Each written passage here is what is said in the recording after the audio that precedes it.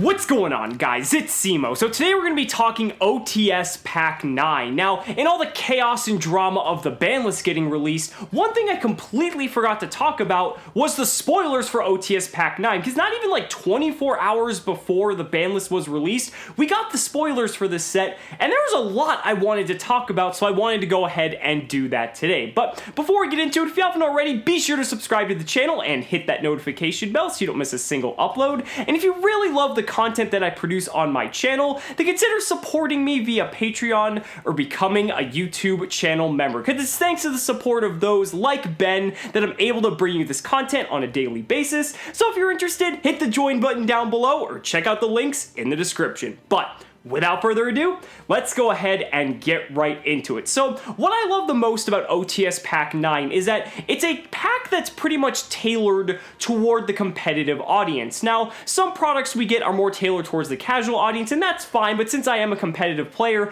I love that this is pretty much geared to just hollowing out your deck with competitive level cards, because that's the whole point, right? This isn't like supposed to be a reprint set or anything like that. This is getting the best cards in the game at higher rarities just to make our decks look pretty. So we're going to start off as always with the ultimate rares. There's always 3 of them, and those ultimate rares are Elemental Hero STRATOS, TRICKSTAR LYCORIS, as well as Sky Striker Ace SHIZUKU. Now, we're going to start off with the big one here, STRATOS. Elemental Hero STRATOS is going to have an ultimate rare printing.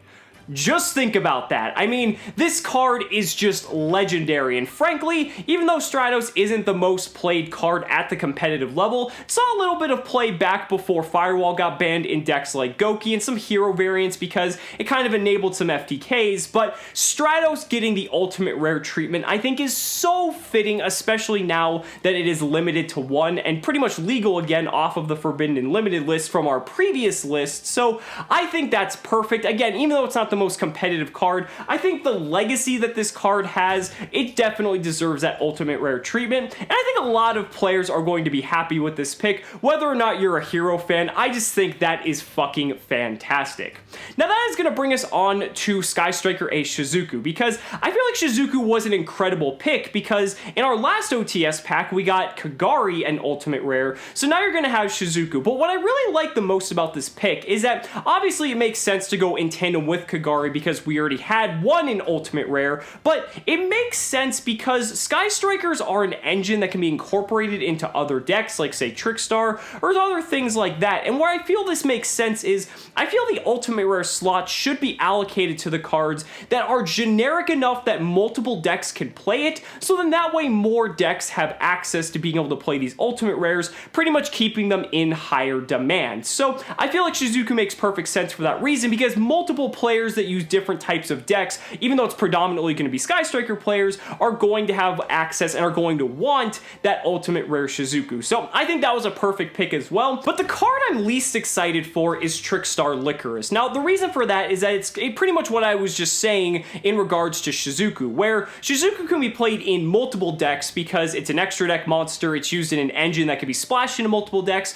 LYCORIS is only going to see play in a single deck, and that's TRICKSTAR. Now it's probably going to look really good, don't get me wrong, but I think the bigger issue here is it's not like generic enough, or kind of, it doesn't really have like a legacy compared to something like STRATOS that it really deserves the ultimate rare treatment in this respect. I mean, imagine if something like Twin Twister got the ultimate rare treatment instead. That would be fucking insane, because Twin Twister is pretty much a side deck staple in every single deck, sometimes even in the main deck, so every single person would want ultimate rare copies of Twin Twister. And yeah, we don't exactly need more copies of it, but I feel like Twin Twister would be something a little bit more fitting and deserving of the ultimate rare treatment compared to something like LYCORIS. Again, LYCORIS is an okay pick, but I feel like if you look at the card pool and look at more generic kind of broad application, I feel like there would have been better options.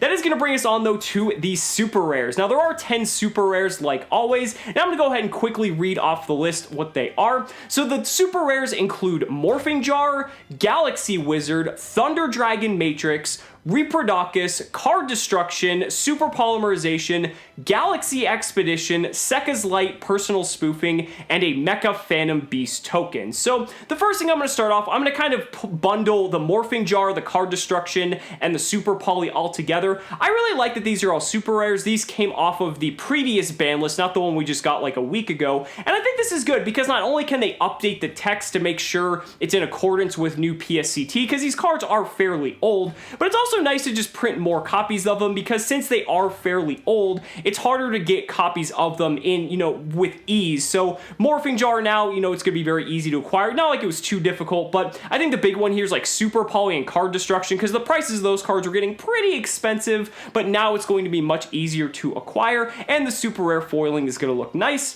Then there's also the cards that I feel like are the most meta relevant that make the most sense for these slots. You've got stuff like Reproducus, and we've got stuff like Thunder Dragon Matrix. Thunder Dragon Matrix, I believe, was like the only card in Thunder Dragons that was not hollow, so now that it's going to have a super rare treatment, I think that's fantastic. And Reproducus is an amazing extra deck card that honestly deserved to be something higher than it was because it's an amazing Summon Sorceress enabler. Even though Summon Sorceress may not be around for too much longer, I still think the card is definitely worthy of a higher rarity, and this is the perfect place to print that.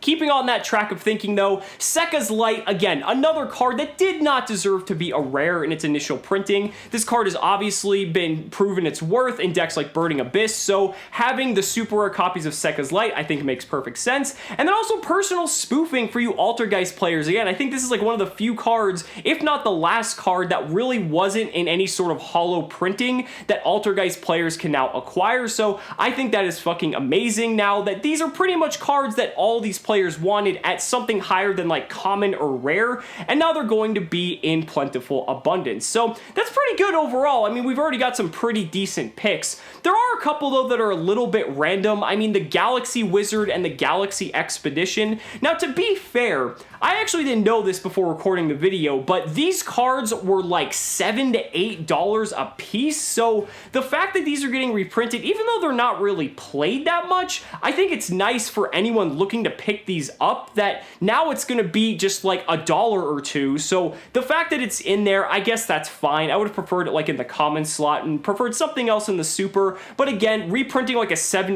to $8 card that's that price for absolutely no reason is fine by me. So overall, I'd say the super rares are actually pretty damn good. There's also one other thing, and that is the Mecha Phantom Beast token. Now, I really love that they've started printing tokens in these OTS packs because tokens were something we never really got before. We got the Sky Striker Ace token in the last OTS pack. Now it's the Mecha Phantom Beast token. And you're probably wondering, why are we getting a Mecha Phantom Beast token in here? Well, that kind of goes in tandem with some of our common cards as well. So I'm going to quickly touch on those before we talk about the token. So for the commons, it's really nothing too special. We got Neos Alias, we've got TG Cyber Magician, Striker Warwolf, and Rush Rhino. We've got Jet Synchron, keep that in mind. We have number 107 Galaxy Eyes Tachyon Dragon, Instant Neospace, Silent Graveyard, Forbidden Graveyard, Fusion Substitute, Imperial Order, Imperial Tombs of Necro Valley, and Tachyon Transmigration. Now, the big thing here is going back to Jet Synchron, because Jet Synchron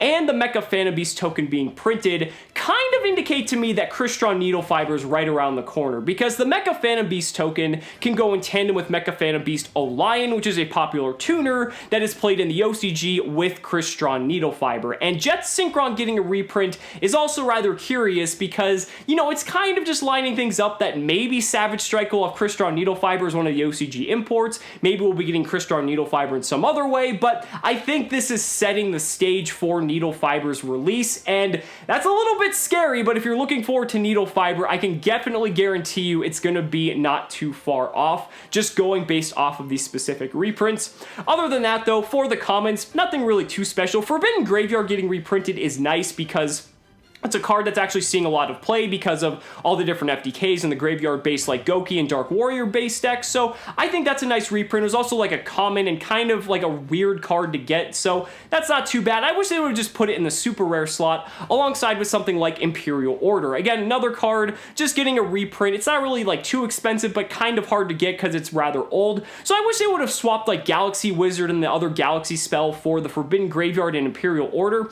but other than that, we can't really complain about the common commons too much. The commons are never really supposed to be too special, even though in the past we've gotten stuff like Seraphinite, Vanity's Fiend, so they can be good, but honestly, it's nothing really to complain about too much. But overall, I think the pack's pretty good. The ultimate rares are really nice. The super rares are, for the most part, pretty good. They could have been a little bit better, but for what it is, this is probably one of the better OTS packs in my view, and the commons are the commons. We really can't have too many high expectations. So overall, guys, those are just my thoughts. Let me know down in the comments what you guys think about OTS Pack 9 as a whole. I'd really love to hear your thoughts. So guys, thank you so much for watching the video. Be sure to like the video as always. Subscribe to the channel for more amazing Yu-Gi-Oh content. And if you found this video informative, then consider supporting me on Patreon or becoming a YouTube channel member. Because just by showing your support in any way that you can, you're investing in my ability to continue bringing you amazing Yu-Gi-Oh content. So thanks so much again,